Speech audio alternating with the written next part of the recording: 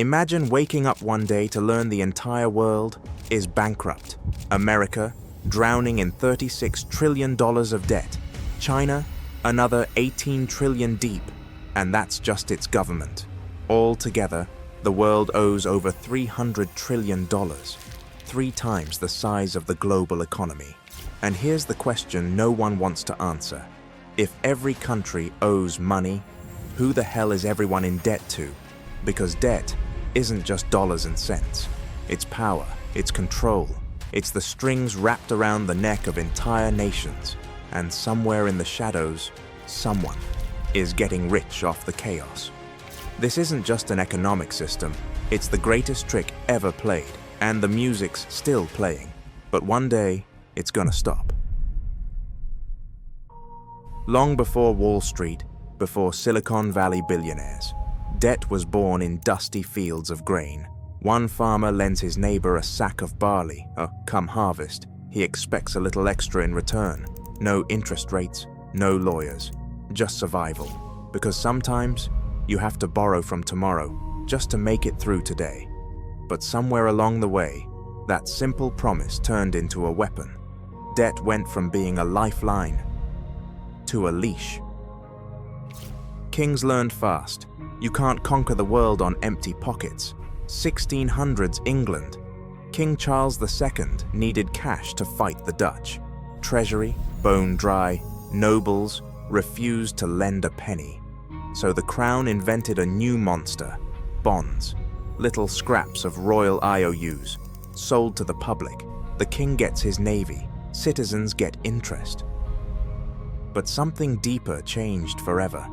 For the first time, rulers didn't have to raise taxes to fund wars. They could just borrow. And in that moment, debt became the secret weapon of empires, and eventually, the favorite tool of politicians, bankers, and the shadows behind the throne. Fast forward to 1944.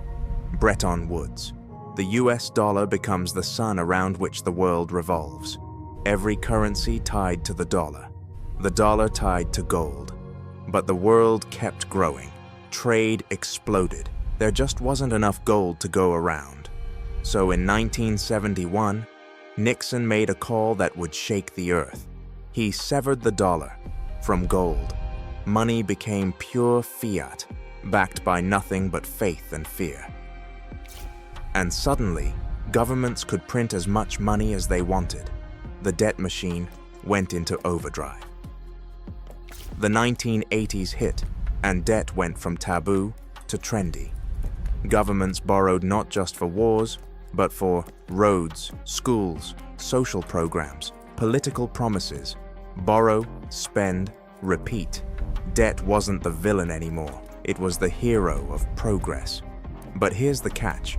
The higher the mountain of debt grows, the steeper the drop when it finally collapses. Let's talk numbers. $300 trillion. Enough money to build a golden bridge to the moon and back 50 times. Or a stack of $1 million bills that scrapes the edge of Earth's atmosphere. But this isn't just paper, it's promises, stacked on top of promises. And the higher this skyscraper of debt grows, the closer we come to the point where it all comes down. So, who's actually holding the puppet strings on all this debt? Here's the first twist that nobody tells you. Mostly, it's us. America's drowning in debt, but over 70% of that debt is owned by Americans themselves. Banks, pension funds, insurance giants. They all gobble up government bonds like candy. Why? Because they're safe. At least, until they're not.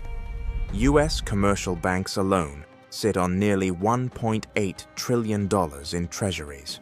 That's almost 4/5 of Brazil's entire economy, held in pieces of American IOUs. And when the government pays interest, that cash loops right back into the system, only to be lent out again. It's a giant financial Ouroboros, a serpent devouring its own tail. And here's where it gets truly sinister. On the global stage, there are bigger players lurking in the shadows. The International Monetary Fund, the World Bank, central banks with names you've barely heard, yet they pull invisible levers that can crush entire nations. Because debt is leverage, and leverage is power. With a single policy shift, they can force governments to gut social services, privatize entire industries, or sell off national resources for pennies on the dollar, all while the public is kept distracted, watching reality TV, arguing over elections, and never realizing their futures are being auctioned off in back rooms they'll never see. Debt isn't just an American addiction, it's a worldwide spiderweb, so tangled and invisible, you'd swear it doesn't exist. Japan lends to the Dutch invest in Brazil. Brazil parks money in US treasuries, and on it goes, an endless daisy chain of promises, payments, and quiet desperation. The world's debt isn't just numbers scribbled in dusty ledgers. It's an intricate network of invisible strings, waiting for the right fingers to pull them. And here's the chilling part. If one domino falls anywhere, those vibrations travel the entire web. A default in Argentina triggers a sell-off in Tokyo that crashes markets in New York and wipes out pensions in Europe. It's not just money at stake, it's political power, alliances, and sometimes even the fate of governments. Because in this global spiderweb, debt isn't merely owed, it's owned. And whoever controls those threads controls the world. The terrifying question: who's really sitting in the center of that web, smiling while the rest of us tremble? Here's the question every politician loves to dodge. Why? Can't we just stop borrowing? Why not rip off the bandage, kill the debt monster, and finally live within our means? Because debt isn't just a financial tool, it's the gasoline poured into the global engine. And without it, the entire machine grinds to a halt. Governments borrow, pour cash into roads, schools, welfare checks, businesses rake in higher profits, workers get paid, people spend more, and around it goes. Cut off that pipeline, and it's lights out for the economy. Just look at Greece after 2008. Investors bailed, credit vanished overnight. The result? 1 in 4 government workers fired. Wages slashed by 1/3. The economy shrank 25% in freefall. And behind the scenes, foreign bankers circled like sharks, buying Greek assets for pennies on the dollar. Because that's the cruel truth. Debt isn't just money you owe. It's leverage to dictate how a country lives or dies. Politicians know it. No one wins elections screaming for austerity. So the music keeps playing. Borrow, spend, repeat. But every song eventually ends. And when this one stops, it's not just one country left standing without a chair, it's the entire world. But there's a dark cost hidden in the shadows. As debt grows, interest payments swell. Budgets meant for schools and hospitals vanish into black holes of debt service. Once upon a time, debt to GDP ratios above 60% were crises. Today, 100% is normal. The entire system teeters on one fragile thing: confidence. Lose that, and interest rates spike.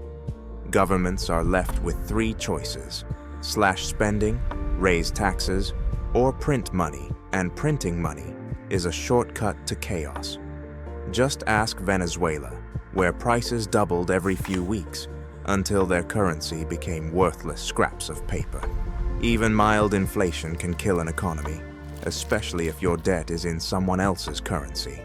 Because when your money crashes, your debt just got a hell of a lot bigger. But there's another silent war raging beneath the surface. China wants to dethrone the dollar. It's slowly pushing the yuan as an alternative for global trade.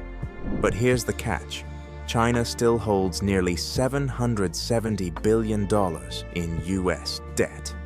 Dump it, and the dollar crashes. But dumping it also nukes China's own savings. It's a game of financial mutually assured destruction. So for now, China and America are locked together. Enemies, partners, both prisoners in the same gilded cage. Here's the nightmare nobody wants to imagine. What happens when the music stops?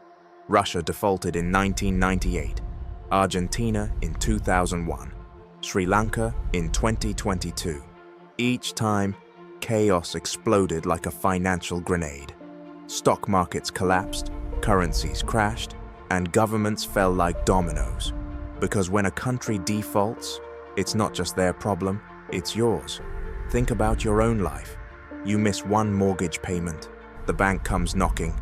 Miss a few more, they take your house. Now scale that up to an entire nation. When a country defaults, their currency implodes, imports vanish, supermarkets run dry, hospitals run out of medicine, social chaos erupts, protesters fill the streets, governments topple overnight, and the shadowy players circling overhead swoop in to carve up what's left. Because when a nation defaults, that's the signal for new puppet masters to step in. They buy land, water rights, entire industries, for pennies on the dollar.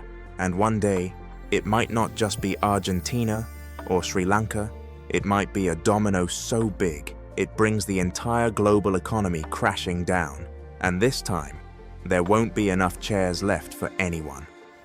While governments drown in IOUs, the elites prepare for the storm. Billionaires are quietly buying farmland, rare art, water rights, commodities. Because they know when paper collapses, only real assets survive, and whoever owns reality owns the future. Here's the thing about human beings. When the world starts shaking, we run toward anything that feels real. Concrete, gold, land, water. Because in times of crisis, paper promises mean nothing.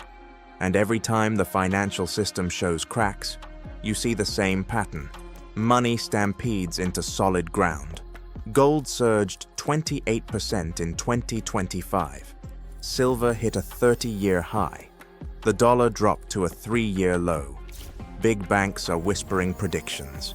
$4,000 gold by mid-2026. Because when faith dies, people don't want paper. They want something they can hold. Something no central banker, no president, no Wall Street CEO can conjure out of thin air. And every time people rush for the exits, it's a signal. Someone knows something. The question is, what do they know that we don't?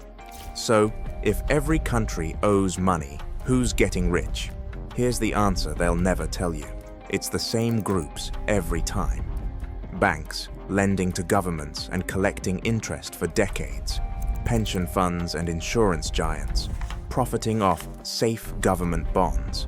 Global financial institutions, the IMF, the World Bank, forcing countries into deals that strip them of resources. And the elites, billionaires quietly buying real assets while the world panics. They're all getting rich, because debt isn't just money owed.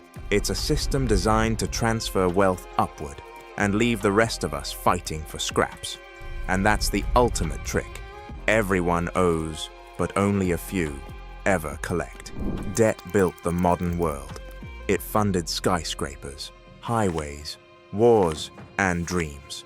But for all its shine, it's nothing but a house of cards. Because debt isn't just dollars on a spreadsheet. It's a bet that tomorrow will bail us out of today. And the higher we pile up these promises, the closer we edge toward the cliff. One day, the music will stop. And when it does, there won't be enough chairs left for anyone. Tell me it's not a Ponzi scheme, without telling me it's a Ponzi scheme. Because this system is built on interest, and interest means perpetual debt.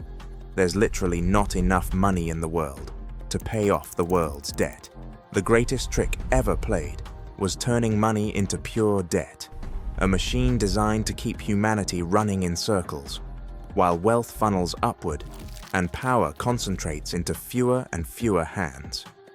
Picture this, a game of musical chairs. But there are far more people than seats, and the music keeps playing. longer and longer, tricking people into believing there's still time. But in this game, the elite already have their chairs reserved. And the rest of us, we're locked outside the room. So when the music finally cuts off, there's not a single chair left. Don't be fooled into thinking you've got even a 0.0001% shot at winning. You'd have better odds hitting the lottery twice in the same week. This isn't a game, it's the ultimate heist, hiding in plain sight. And the price for staying blind might be everything you've ever known.